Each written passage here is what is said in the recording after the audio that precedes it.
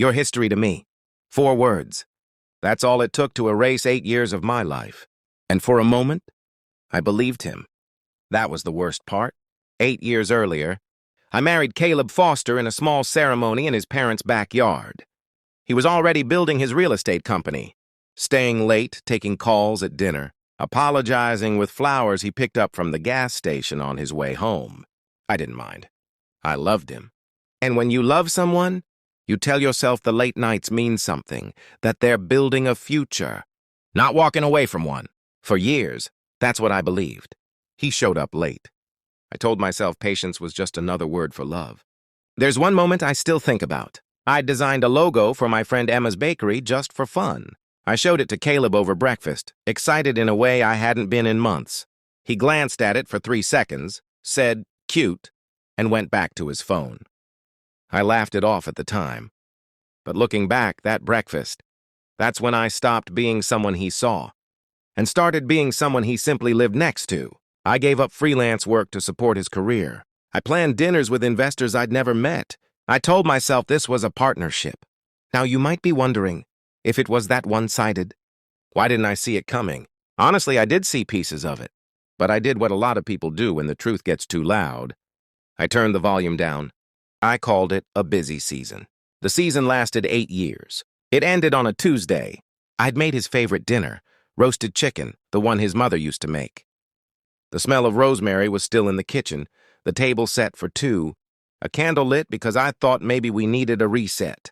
I heard his keys in the door and actually smiled, thinking tonight might be one of the good nights. He walked in, didn't take off his coat, and told me he wanted a divorce. Not with anger. Not with tears. Just flat. Like he was closing an account he no longer needed. I asked him what I did wrong. He looked at me the way you'd look at an old employee you were letting go. And he said, "Your history to me." 4 words. That was it. I didn't cry in front of him. I remember thinking, don't give him that. But the second the door closed, I sat down on the kitchen floor, still in my apron, and stayed there until the chicken went cold. Here's the thing about being erased by someone. It doesn't happen all at once. It happens in waves. First disbelief, then grief. And then the one nobody warns you about, realizing you have no idea who you are without him.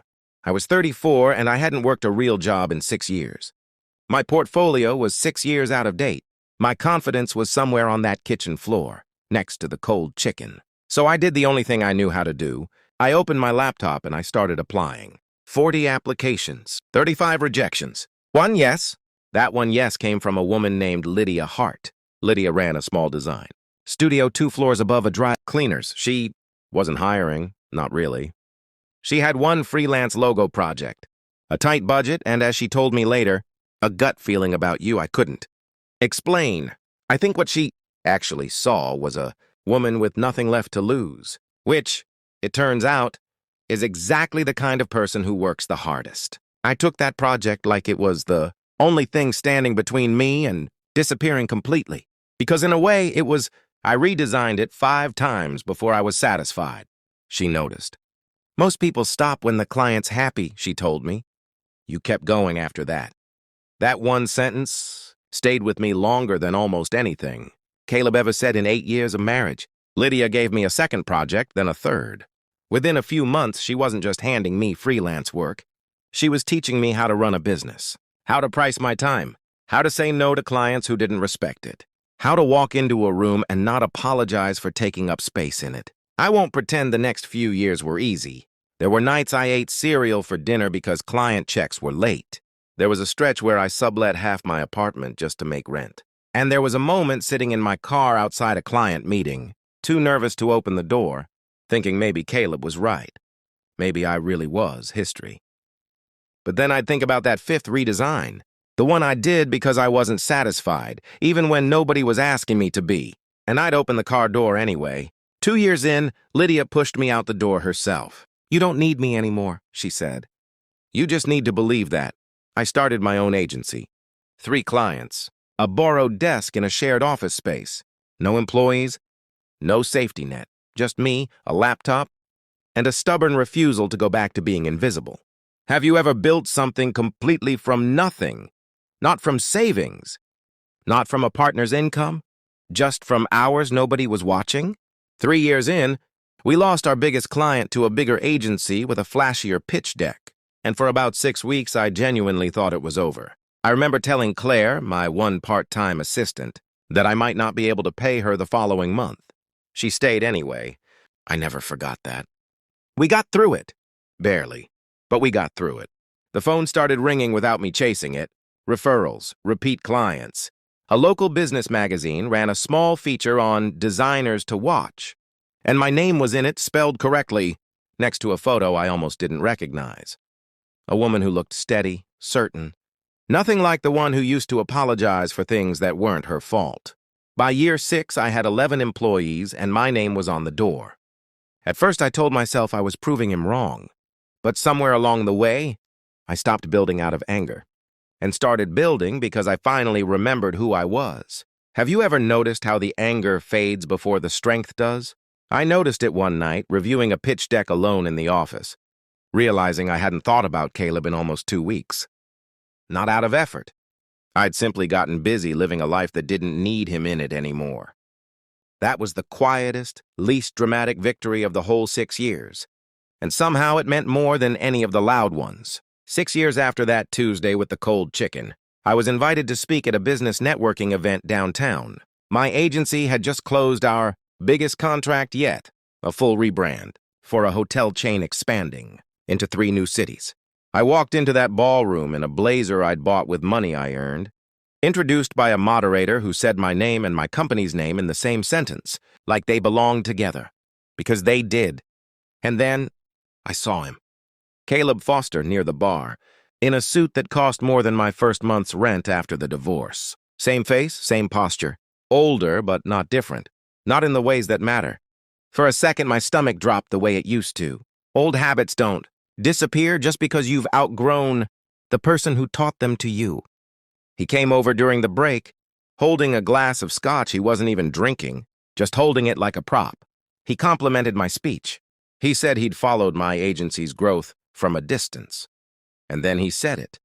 I made a mistake. I think about it more than you'd believe. His voice cracked just slightly on the word mistake. 6 years earlier, that crack would have undone me. That night, I noticed it the way you notice weather through a window. Real, but not something that was going to change my plans. He asked if we could get dinner sometime, talk about reconnecting.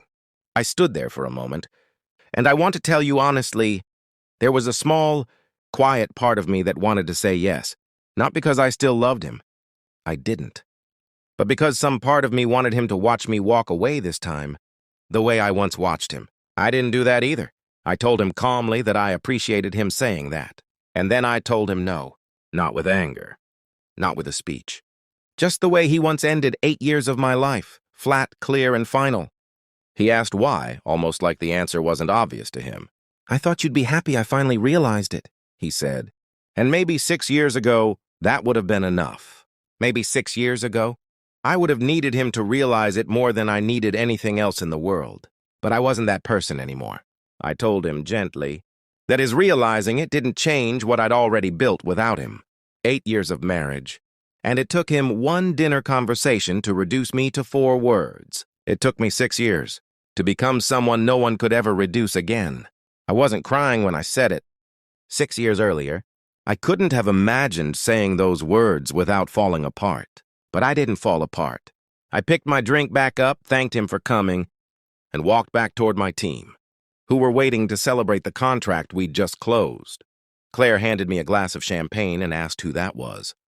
I told her nobody important, and for the first time since that Tuesday, with the cold chicken, I actually meant it. I didn't look back to see his face. I didn't need to. Some people come into your life and try to turn you into history, and some people become history themselves. I didn't become history. I became the chapter he never got to finish. I'm Nora Whitfield, and this is Soul Secret Stories. If this story stayed with you, subscribe. New stories every week that remind you who you really are.